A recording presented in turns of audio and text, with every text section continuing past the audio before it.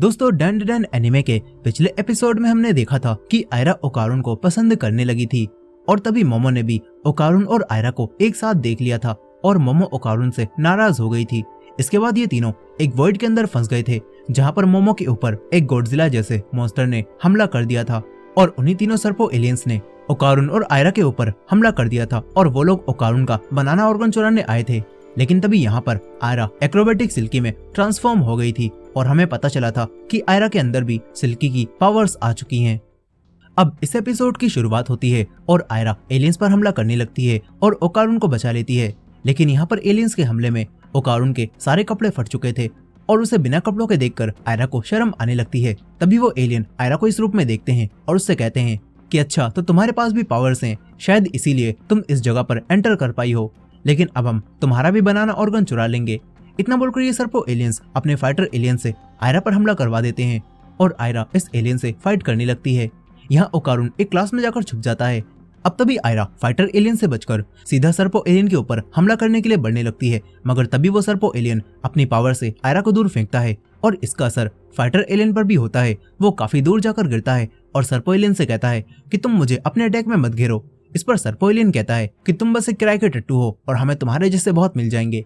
यहाँ पर बेइज्जती कराने के बाद वो फाइटर एलियन दोबारा से आयरा पर अटैक करने लगता है और उसे पंच मारने की कोशिश करता है, लेकिन आयरा उससे बार बार बचती रहती है। वहीं दूसरी तरफ ओकारुन स्कूल के हर ड्रॉर में अपने लिए कपड़े ढूंढता है, लेकिन उसे कहीं भी कपड़े नहीं मिलते और तभी फाइटर एलियन आयरा के एक जोरदार पंच मारता है जो कि आयरा के नहीं बल्कि सीधा ओकारुन के जाकर लगता है। इसके बाद सर्पो एलियन फिर से आयरा पर हमला करता है, लेकिन उसका अटैक इस बार भी फाइटर एलियन के ही लगता है।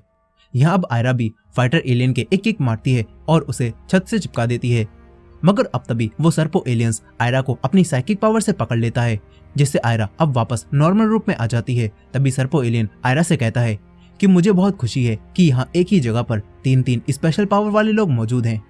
और यहीं पर अब वो दोनों सर्पो एलियंस भी दोबारा से ठीक हो जाते हैं जिन्हें आयरा ने मारा था और वो दोनों आयरा से कहते हैं कि तुम काफी तेज हो लेकिन तुम पावरफुल नहीं हो और हमारा प्लान तो ये नहीं था, लेकिन अब हम तुम्हारा बनाना ऑर्गन भी चुरा लेंगे। ये सुनकर आयरा कहती है कि मैं चूजन वन हूँ और मैं हार नहीं सकती। लेकिन ये सुनकर वो फाइटर एलियन अब आयरा के पेट में एक जोरदार पंच मारता है, जिससे आयरा दीवार तोड़ती हुई क्लासरूम में आकर गिरती है और ये सब देखकर अब ओकारुन को मजबूरन बिना कपड़ों के ही बाहर आना पड़ता है और वो आयरा को बचाने के लिए ट्रांसफॉर्म हो जाता है। ये देखकर सर्पो एलियन उसका भी बनाना चुराने की बात करने लगते हैं और फिर अपनी साइकिक पावर का इस्तेमाल करके ओकारुन और आयरा को एक जोन में कैद कर देते हैं, जिससे ओकारुन भी वापस नॉर्मल रूप में आ जाता है। अब तभी ये तीनों सर्पो एलियंस ओकारुन को बताते हैं कि हम तीनों जब एक साथ होते हैं तब हम अपनी पावर का इस्तेमाल करके एक ऐसा जोन बना सकते हैं जिसके अंदर तुम्हारा ट्रांसफॉर्म होना तो दूर की बात, तुम खड़े भी नहीं हो सकते। लेकिन हम तीनों इस जोन के अंदर भी नहीं आ पाएंगे, इसीलिए हम अपने साथ में फाइटर एलियन को लाए हैं जो तुम्हें मार मार कर खड़ा होने लायक भी नहीं छोड़ेगा। इसके बाद अब फाइटर एलियन जोन में आकर ओकारुन के सर पर लगातार पंच मारने लगता है और ये देखकर आयरा उसे ऐसा करने से मना करती है और कहती है कि ऐसे तो वो जान से मर जाएगा। लेकिन अब तभी ओकारुन जोन के अंदर ही ट्रांसफॉर्म हो जाता है और फाइटर एलियन का हाथ पकड़ लेता है और फिर उसे टक्कर मारता हुआ जोन से बाहर निकाल देता है। ये देखकर सर्पो एलियंस के होश उड़ जाते हैं। वो कहते हैं कि आखिर तुम जोन के बाहर कैसे निकले।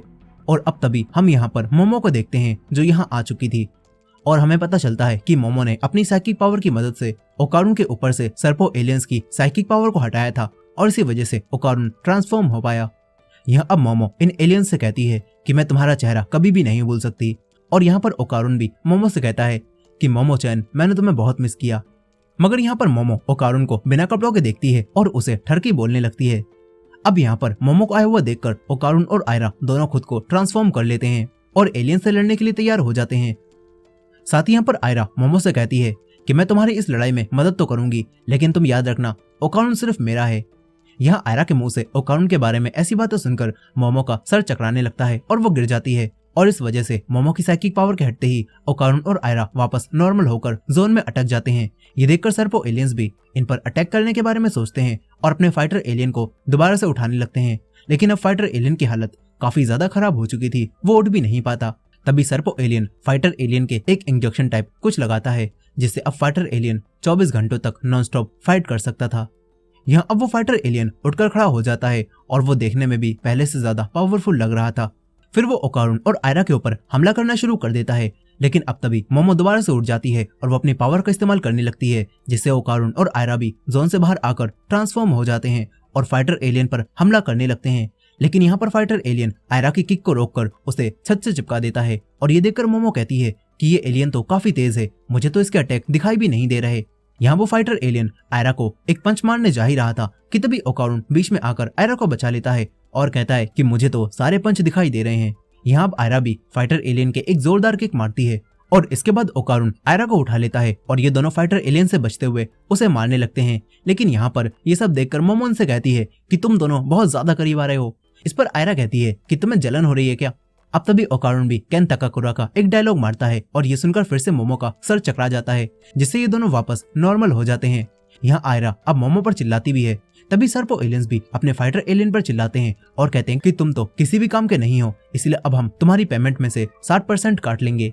यहाँ ये लोग बात कर ही रहे थे कि तभी जमीन पर पड़ा हुआ पानी ग्रीन हो जाता है और पूरे स्कूल में भर जाता है और तभी मोमो देखती है कि अब स्कूल की दीवार और छत सब कुछ पानी बन चुका है। ये देखकर मोमो काफी ज्यादा हैरान होती है। अब तभी मोमो को अपने ऊपर तैरता हुआ वही गॉडजिला टाइप मॉन्स्टर दिखाई देता है, जिसने पहले भी मोमो पर हमला किया था। ये सब देखकर ओकारुन चिल्लाने लगता है और इस मॉन्स्टर का नाम नेसी बताता है। यहाँ ओकारुन की नॉलेज देखकर आयरा उसे क्यूट बोलने लगती है और ये देखकर मोमो को काफी जलन होती है।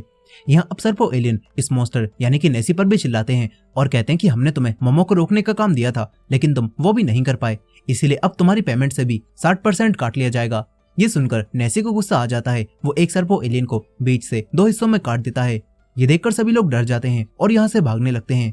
तभी फाइटर एलियन आयरा के पंच मारकर उसे ऊपर की तरफ उड़ा देता है और फिर वो मोमो और ओकारुन पर भी हमला करने लगता है।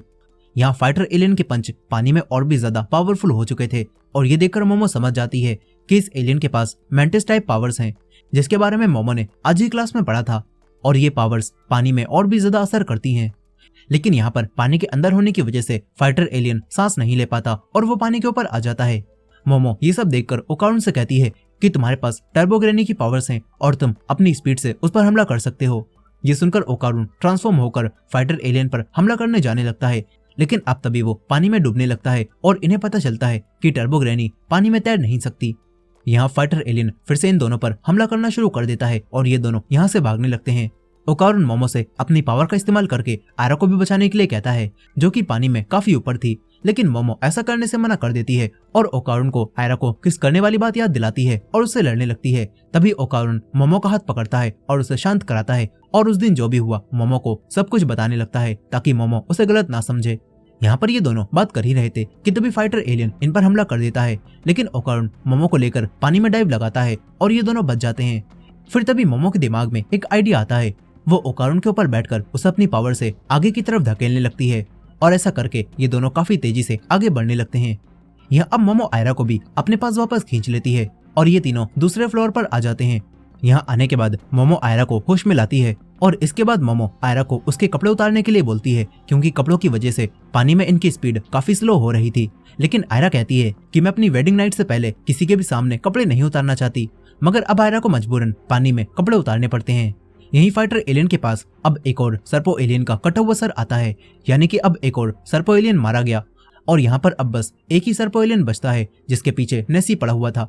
यहाँ वो फाइटर एलियन और सर्पो एलियन दोनों नेसी से बचकर भागने लगते हैं और सर्पो एलियन कहता है कि मैंने कैसे बेकार लोगों की टीम बनाई है। नेसी में पावर्स तो हैं, लेकिन उसके अंदर दिमाग बिल्कुल भी नहीं है और फाइटर एलियन पानी में सांस नहीं ले सकता, जिस वजह से दुश्मन बार बार बचकर भाग जाते हैं। ये सुनकर फाइटर एलियन के दिमाग में एक आइडिया आता है। वो कहता है कि अब हम तीनों को आपस में मर्ज हो जाना चाहिए ताकि हम उन तीनों को हरा सकें। वहीं दूसरी तरफ ओकारुन मोमो और आयरा को अपने ऊपर बिठाकर पानी के अंदर आ जाता है, जहाँ पर अब इन्हें एक काफी बड़ा एलियन दिखाई देता है, जो कि सर्पो एलियन, फाइटर एलियन और नेसी के आपस में मर्ज होने से बना था और ये एलियन इनके ऊपर हमला करने लगता है। ये लोग एलियन से बचने के लिए पानी के ऊपर आ जाते हैं। तभी ये लोग उस एलियन को पानी सोखता हुआ देखते हैं और समझ जाते हैं कि एलियन को लेजर फायर करने के लिए पानी सोखने की जरूरत पड़ती है और इसी वजह से उसने चारों तरफ पानी फैलाया है। यहाँ ये लोग सोचते हैं कि अगर हम लोग एलियन का गला पकड़ लें तो ये अटैक नहीं कर पाएगा, इसीलिए अब आयरा एक्रोबैटिक सिल्की में ट्रांसफॉर्म होकर अपने बालों से एलियन का गला पकड़ लेती है और उसे किक मारने लगती है, लेकिन ये एलियन उसे दूर फेंक देता है और लेजर से ओकारुन और मोमो पर भी हमला करने लगता है। लेकिन ओकारुन लेजर से बचकर भागने लगता है और तभी मोमो आयरा को भी वापस उठा लेती है। यहाँ पर अब 3 एलियंस के मिलने से ये पावरफुल एलियन क्रिएट हो चुका था जिसे हराना बिल्कुल नामुमकिन लग रहा था। और ओकारुन और मोमो भी इसी बारे में सोच रहे थे कि तभी उनके एक लेजर आके लगती है जिससे ये तीनों अलग अलग जाकर गिरते हैं। और तभी मोमो के सामने वो एलियन आ जाता है और मोमो से कहता है कि तुम बहुत खतरनाक लड़की हो, लेकिन अब हम तुम्हें मार देंगे और फिर तुम्हारे शरीर को काटेंगे। इतना बोलकर ये एलियन फाइटर एलियन के हाथों को मोमो के पास लाने लगता है, लेकिन तभी मोमो अपनी पावर से यहाँ का पानी हटा देती है और एलियन के हाथों को भी काट देती है और कहती है कि फाइटर एलियन यानी कि मेंटिस के पंच अंडर वाटर काफी पावरफुल होते हैं, लेकिन पानी के बाहर नहीं। और ये मैंने आज ही अपनी क्लास में पढ़ा था। लेकिन अब तभी यहाँ पर ये एलियन अपने मुंह से मोमो को पकड़ लेता है और उसे शूट करने वाला होता है, लेकिन तभी आयरा अपने बालों से एलियन का गला दबा लेती है और तभी ओकारुन भी आयरा के बालों पर भागता हुआ आता है और एलियन के 2 टुकड़े करके मोमो को बचा लेता है। इसके बाद सब कुछ वापस नॉर्मल हो जाता है। यहाँ मोमो और ओकारुन दोनों ही जमीन पर वापस आकर काफी खुश होने लगते हैं, लेकिन तभी स्कूल के सारे बच्चे इन्हें बिना कपड़ों के देख लेते हैं और सभी लोग चिल्लाने लगते हैं और कहते हैं कि ये तो वही लड़की मोमो है और इसके साथ देखो ये कौन है। ये देखकर मोमो और ओकारुन दोनों यहाँ से भागने लगते हैं और तभी आयरा भी यहाँ पर भागती हुई आती है और वो भी इनके साथ ही भागने लगती है। और इसी एंडिंग के साथ डैंडेडन एनिमे का 9th एपिसोड भी यहीं पर खत्म हो जाता है। दोस्तों ये एपिसोड आपको कैसा लगा कमेंट करके जरूर बताइएगा, और ये वीडियो पसंद आई हो तो वीडियो को लाइक करके हमारे चैनल को भी सब्सक्राइब कर लीजिएगा। मिलते हैं नेक्स्ट वीडियो में।